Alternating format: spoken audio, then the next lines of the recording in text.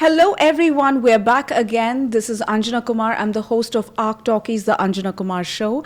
I have a very special guest here with me. He's a good friend. I've known him for a long time. His name is Murtaza Asgar Balasinourwala. He is the founder of ANID Turnkey Projects as well as co-founder of Buildmode Industries.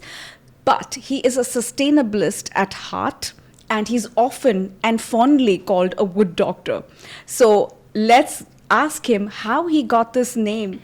Thank you so much, Murtaza ji, for coming. Thank you, Anjana, for having me here. Lovely. So, wood doctor. I mean, I've heard doctors of different specialities. A wood doctor is the first time that I think most people would have heard. So, tell us, how did you get that name? So, Anjana, wood doctor, the term sounds more like a specialist or an expert with wood. Yes. However, the story is not exactly that. Though I am an expert with wood, but this title was given to me by one of my colleagues in my office who is from Nigeria. Okay. So, his introduction to me was interesting. He came to Dubai for education and he had not well planned his costs and he got stranded after the first year of education, realizing that he had money only sufficient for the first year. So the university connected him to me and had requested me to create an opportunity for him where he could do internship and also be able to pay his fees. So following that, he joined me, and following that, he being a Christian, through the church, 5 more people were brought to me and introduced to me, who were stranded again because they came on a promise by an agent and they were given a visit visa with the hope that they will come here and get a job, and they did not land a job. And there are many people like that over here. However, these are the 5 people who were introduced to me, and I took the responsibility of mentoring them, training them. So I gave them a visa from my company. I taught them woodworking, I taught them wood finishing, and eventually after they learned, the second visa they got from a better company where I helped them to get a job and a better position, and they continued with their professional journey. So this particular information was passed to Khalij Times by someone, and they covered the story. When they interviewed Dominic, my colleague, he fondly and out of love named me as the wood doctor. So it was like utilizing wood to create sustainable products as well as creating opportunities for people. Oh, what a heartwarming story. It's so sweet. This is Murtaza for you, ladies and gentlemen, because he's got such a warm heart and he always opens his heart to help people. I also know that you're a sustainabilist and you have done so much of work, and very ironically around wood, because I mean, from the time that I've known you, I've associated you with the damas trees. So please tell us about that journey of yours.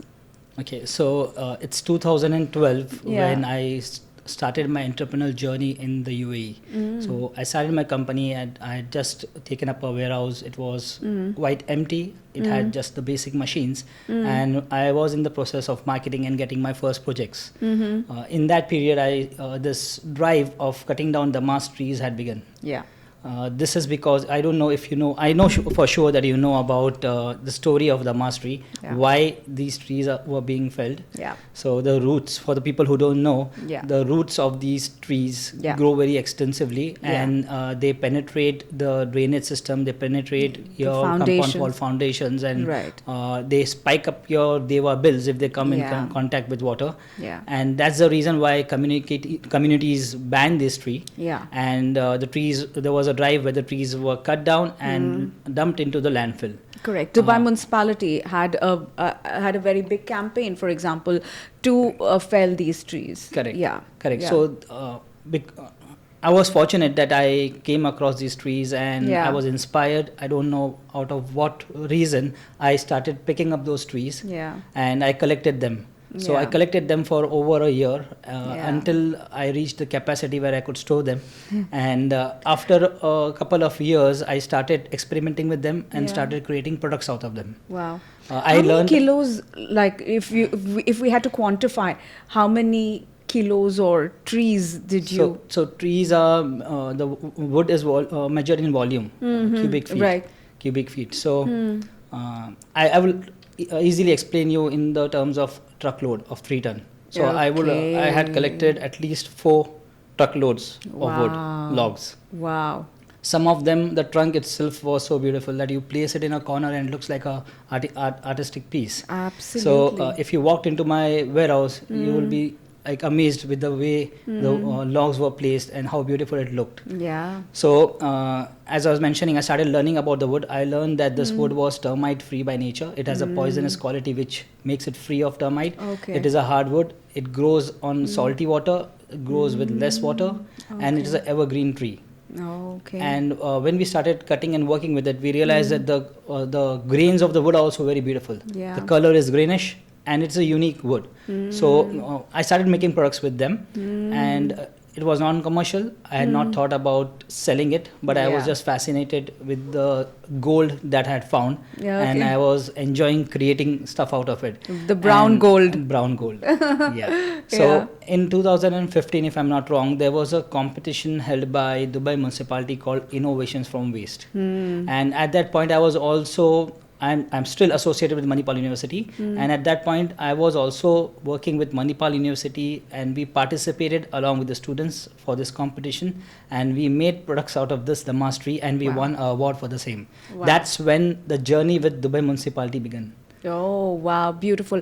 I know that you're so closely associated with Dubai municipality, and they have really supported all your endeavors. So I guess this was just the beginning of Yes, it. this was the beginning. Right. And then since then, like you've just been on this journey to basically repurpose discarded trees and put them into usable pieces. And so tell us about, like, for example, how would you know that there was a discarded tree? So I would say that this was a part of my destiny, and it's still a Right. part of my destiny. I still stumble upon wood pieces being cut. Like Wow. I will be driving in Arabian ranches for a client meeting, and I will find trees being cut or either for maintenance or Wow. being uprooted for construction. And I just happen to be lucky to find the wood. It's very rare that somebody has called me and told me that they have seen Wow. something being cut and they would like me to have it, but it's just that it's magical. I how would find have it. I would have really thought that somebody would have called you and that you had a hotline number, because 4 truckloads of discarded trees, it's pure luck. It's like destiny, I would say. Right. So from the journey, from that time when you pick up that discarded wood to repurposing it, how long does it take, and what? So the first thing I would like to say a little bit more about the way we get the wood and the challenges with it. So this Damas tree wood doesn't grow uniformly. The tree trunk is not uniform. Okay. So if you think about the commercial value of it, you will get very less wood when you completely slice it and make it a usable wood. But the Okay. products I make are very close to the natural form. Okay. I don't look at what volume of wood I'll get from it, but I look at what piece can be created of it, and I use the natural structure of the wood to make the products. I So see. the tree is hardwood and it is very heavy. So the way the people cut it for throwing is they chop into small pieces, and that actually destroys the structure of the it. structure and the volume. Like you make it very small, so it is less usable. Right. But now I've also been lucky that I reach at a point where you have just started cutting, and I request them, don't cut that short, let it be long. I will help you with collecting it. So I save them the cost of throwing away or discarding, and that's why they're happy to give it to me. So you basically lies with the developers or the No, these are landscaping contractors who are called. Like if you have a villa and you want to cut a Damas tree, you will Google and you will find that there are companies who cut the trees and throw it away. Yeah. So you will call them and they will do that for you. All right. So now you're liaising with the landscaping companies and they sort of let you in. I'm trying to, but it is not of their interest, and it has not happened even once that somebody called me to do that. But I still make an attempt to request them. Wow. So, and you had asked me that question that what is the process? So we allow this wood to dry for like 6 months. Okay. Air dry, and we don't make furniture pieces. We have to worry about the movement in the wood and the deformation or expansion and contraction. We make products small products out of it. Okay. And we've also made furniture pieces. For that, I would allow it to dry for over a period of 1 year. Oh wow! It. So when we say drying, so like what is soaked in that? It's moist and So when the tree is humidity. it's alive. It has a moisture content, right? It is wet from inside. So the moisture content of the wood needs to come to a certain level, Okay. so that it can be used for making furniture pieces, and it would be stable. Too much Okay. of moisture is not good, and too less moisture will make the wood brittle. So Okay. a constant So, moisture. so you have a tool that measures it. Yeah, we have a moisture meter for that. Okay, wow, that's so interesting. And then once it dries to the level that is, then you basically carve the wood into Yes. a shape that you want. Correct. So if you have seen my products, Yes, so I there is a have. product we made for Emirates Green Building Council. Okay. These were the MENA region awards. Mm-hmm. So the product was made out of the bark of the tree, which is the outermost Oh. part, which you normally cut and throw it off to use the internal part, which is the heartwood, Right. or the The matured meat. wood. Matured wood. The yeah. bark and the wood inside is the young wood, right? Correct. So normally we cut and throw that, but I use that as my first product. I cut the barks and I create souvenirs and trophies out of it, keeping the bark intact on one side, and on the other side we do the branding and whatever artwork we need to create. So that piece tells a story of the wood, where it comes from. It shows the natural part of it, and it shows the product side of it. Right. And it is a single material product. Like I don't use metal, acrylic, any other product on it. It is just a single product, and it's still beautiful. It's beautiful. So what are the things that you created with the discarded Okay, Damastris? so I have created furniture pieces like bookshelves. I have created chairs out of it, and I have a small piece to show you over here. Yeah. Yeah. To see. So this is again Wow. customized memento. This is like my Yeah. signature gift, which I gift to people who inspire me, who motivate me, or I am moved by something they have done. Aw. So That is so beautiful. The message over here keeps on changing depending on the personality that I'm meeting. So it has a small story of the wood, where Right. it comes from, and my contact details. So this is like my business card that I use. That is so beautiful. Very innovative and very creative, honestly. And then I know you've done bird feeders as well. Yes. And I know you've done furniture pieces as well. So do you still have those discarded Damastris in your warehouse? Yes, I still do have, and Yeah. I keep on replenishing the stock as and when the opportunity comes. Yeah. So Are the other Damastris still being felt? yes. Okay. Definitely. So the reason why this tree exists over here is like it's evergreen. It grows very fast. It is dense, so it Yeah. creates nice privacy screens between villas. Sure. And it's a good shading tree. It is still being planted in outskirts, or it's no more being planted inside compounds, or where the compound wall is too close to the tree. Right. It is, planted in areas where it will not damage anything. All right. Also, these trees, the taller they grow, the roots go Get that stronger, deep. that deep. That deep. Absolutely. So now, to control the penetration of the roots, the trees are being cut at a certain height, and they again grow. So I whatever got is it. cut is being through. It's like maintenance. It's not uprooting trees. Right. It is maintaining, It's and just those maintaining. branches and stems is what I collect now. Oh, wow. Very interesting. So this is an ongoing process now for you. Yes. I So believe. I would say that this is like a sustainably harvested tree, Yeah. locally available. Absolutely. And exactly in-house basically. Yes. And before this, your brush with the Damastris, did you have in your vision to be a sustainabilist at all? No, to be honest, I did not. So this was like pretty much your turning point. Turning point, yeah. So I will again call it my destiny. I am an interior designer by profession, and I came to Dubai to establish myself Yeah. as an interior designer. However, the journey, the career path took me to places where I had not planned, and woodworking is something happened to me in that way, and because of woodworking, the mastery happened.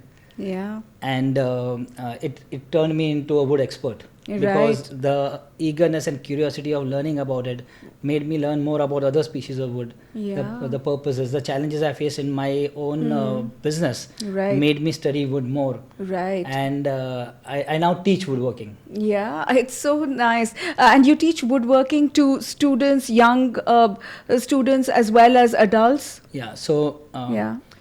we have a course called a certificate course in fit out and joinery, which is on the platform of Manipal Academy of Higher Education Dubai campus.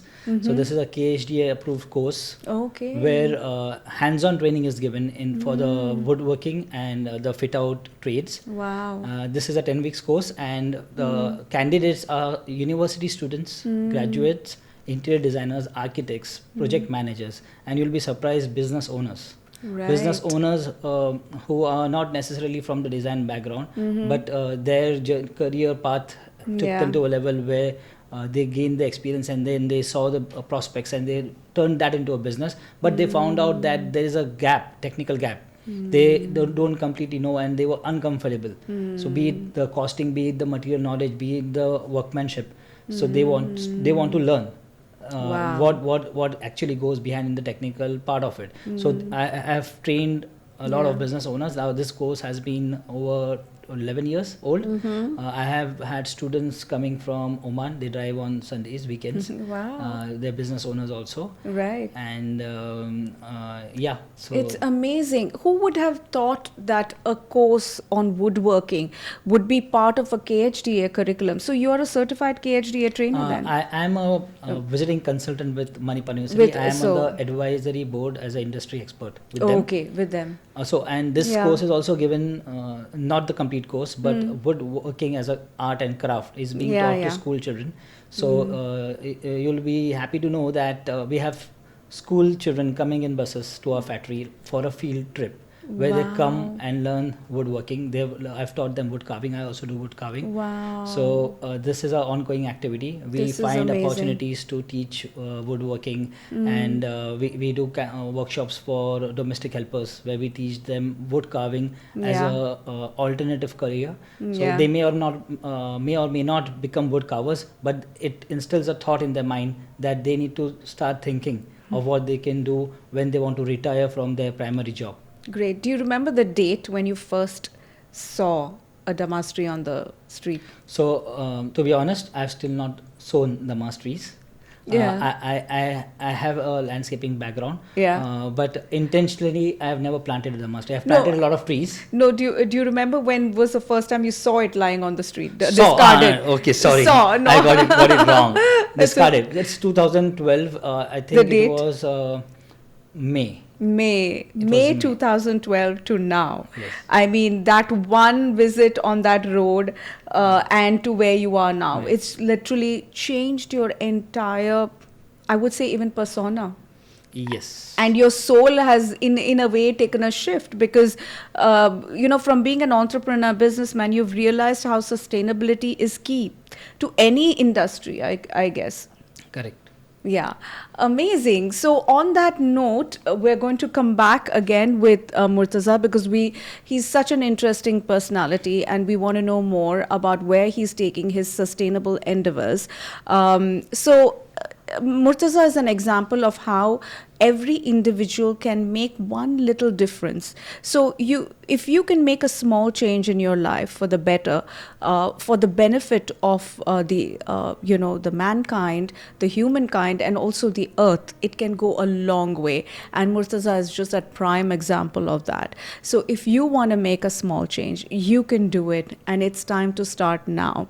And trust me, just like Murtaza, how he's seen the benefits of that through the decades, you will as well, perhaps even sooner, because the world today has woken up to the need to be sustainable and to do something really constructive. So thank you so much for watching. You can always reach out to Murtaza and ARK Talkies on our Instagram handles. They will be displayed just down in the caption there. Take a look at that. For now, it's a wrap from me, Anjana.